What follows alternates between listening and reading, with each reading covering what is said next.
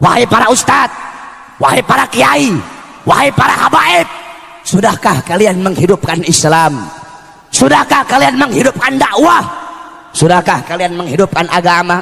Sudahkah kalian ikhlas? Sudahkah kalian insaf? Sudahkah kalian jadikan aku sebagai tujuan kalian? Atau sebaliknya, kalian bukan menghidupkan Islam, tapi kalian cari hidup dalam Islam. Kalian bukan menghidupkan dakwah, kalian cari hidup dalam dakwah. Kalian bukan menghidupkan agama, kalian cari hidup dalam agama. Dakwah, agama, Islam kalian jadikan sebagai untuk memuaskan isi perut kalian. Jokowi, jangan sombong sama pangkat.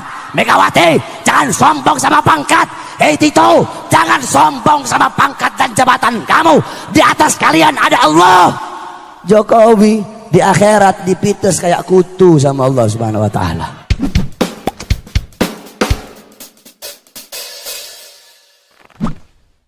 Satu persatu oleh Allah, ulama, pejabat, orang tua, semuanya dimintai pertanggungjawaban oleh Allah Subhanahu wa taala. Pertama, Allah bertanya kepada para ulama. Pertama, Allah bertanya kepada para kiai, para ustadz, para habaib, dikumpulkan satu persatu ditanya oleh Allah Subhanahu wa taala. Wahai para ustadz, wahai para kiai, wahai para habaib, sudahkah kalian menghidupkan Islam? Sudahkah kalian menghidupkan dakwah? Sudahkah kalian menghidupkan agama? Sudahkah kalian ikhlas? Sudahkah kalian insaf? Sudahkah kalian jadikan aku sebagai tujuan kalian? Atau sebaliknya, kalian bukan menghidupkan Islam, tapi kalian cari hidup dalam Islam. Kalian bukan menghidupkan dakwah, kalian cari hidup dalam dakwah. Kalian bukan menghidupkan agama, kalian cari hidup dalam agama.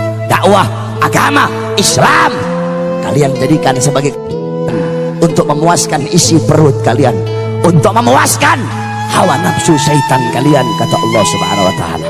Ditunjuk, oh kata Allah, ini nih ustadznya Ahok nih, ini nih kiai yang dulu dukung Ahok nih, ini nih kiai-kiai yang jadi anjing-anjingnya pejabat ini kiai-kiai yang berdiri depan pintu sudah, berdiri depan pintu penguasa dengan harapan sebagian daripada harta mereka, sehingga yang halal mereka bilang haram, yang haram engkau bilang halal, yang hak engkau bilang batil, yang batil engkau bilang hak, kata Allah. Kamu kera-kera bersorban, kamu ustadz jahanam, kamu kiai bangsat, kata Allah Subhanahu wa taala. Oh, ini nih kiai ngaku NU tapi bela Ahok nih, kata Allah. NU yang lurus nggak bakal pilih Ahok, saudara-saudara. NU yang lurus tidak bakal bela Ahok. Kalau ada ustadz atau kiai ngaku NU bela Ahok, itu bukan Nahdlatul Ulama, nasi uduk itu, saudara-saudara. Ustadz kiai NU yang lurus, yang bener-bener NU, nggak bakal bela Ahok. Si Nusron Wahid, si monyong satu itu goblok itu, bawa-bawa Quran, bawa-bawa dalil, pakai wallahu alimun bimuradi, wallahu alimun bimuradi, goblok. Kamu nggak ngerti ayat muhkam, kamu nggak ngerti ayat mutasyabihat. Ada ayat muhkam, ada ayat mutasyabihat. Kalau ayat-ayat mutasyabihat, wallahu alimun bimuradi, kaf ha ya ain sad, wallahu alimun bimuradi, maksudnya dikembalikan kepada Allah. Kalau ayat-ayat mutasyabihat, para mufassir memakai metode tafwid, tafwid ba'da ta'wil ijmali, yaitu mereka memakai metode tafwid, mereka mengeluarkan maksud-maksud zahiriyah daripada ayat tersebut. Allah duduk di arsy, mereka keluarkan, mereka buang makna zahir dan mengembalikan makna yang dimaksud kepada Allah Subhanahu wa taala. Ini Al-Maidah 51, bukan ayat mutasyabihat, ini ayat muhkam, goblok. Katanya santri, katanya ustad, tapi kok goblok? Kebanyakan makan uang Cina, kebanyakan makan uang pejabat, kebanyakan makan duit haram, otaknya jadi goblok. Saya nggak heran kalau ada orang Cina, orang Kristen bela Ahok, saya nggak heran. Kalau kata santri huwa humahum, nggak heran. Yang saya heran kalau ada orang Islam bela Ahok, itu yang saya heran. ada orang Islam mati-matian bela Ahok, berarti itu orang lebih bangsat dari Ahok, saudara-saudara. Apalagi ada ustadz, ada kiai pakai sorban bela Ahok, jual dalil. Kalau ada ustadz kiai bela Ahok, itu ustadz itu kiai lebih bajingan dari Ahok, saudara-saudara. Kenapa? Ahok ini musuh nyata. Nah ini kera-kera bersorban ini yang ngebela Ahok, ini musuh-musuh dalam selimut ini, saudara-saudara. Kamu tahu, andaikan saudara-saudara, ini ustadz-ustadz yang bela Ahok nih, andaikan nih Ahok dan sekutunya menang nih, yang bakal diusir, yang bakal diusir, dibunuh duluan ini ustadz-ustadz yang didukung dia. Kenapa? Bangsa kamu sendiri aja kamu khianati, apalagi kita, kata Ahok. Rakyat kamu sendiri aja kamu khianati, apalagi kita, kata Ahok. Makanya tobat kalian, ustadz-ustadz gara-gara bersorban dukung Ahok, tobat kamu, tobat. Kenapa kamu takut gak makan? Kalau nggak dukung Ahok takut gak dapat makan? Iya. Pakai cium tangan lagi sama pejabat itu ustadz, cium tangan sama Mak Banteng. Tahu Mak Banteng? Tahu? Ibu tahu? Siapa? Gak usah takut, siapa? Megawati. Apain takut-takut? Gak usah takut-takut. Pejabat-pejabat pusat sekarang itu kebanyakan saking bela mati-matian si Ahok, sampai para ustadz, para kiai, para habaib dikriminalisasi, Habib Rizik mau dimasukkan penjara. Para ustadz, para kiai, para habaib mau dibungkam mulutnya masing-masing, diancam, difitnah, dicaci maki. Disangkanya kami para habaib takut kali. Hei pejabat, hei aparat, kami para habaib, kami bukan pecundang, kami bukan penakut, kami tidak akan pernah mundur walaupun satu langkah. Di dalam tubuhnya kami mengalir darah keberanian, dalam tubuh kami mengalir darah-darah pejuang.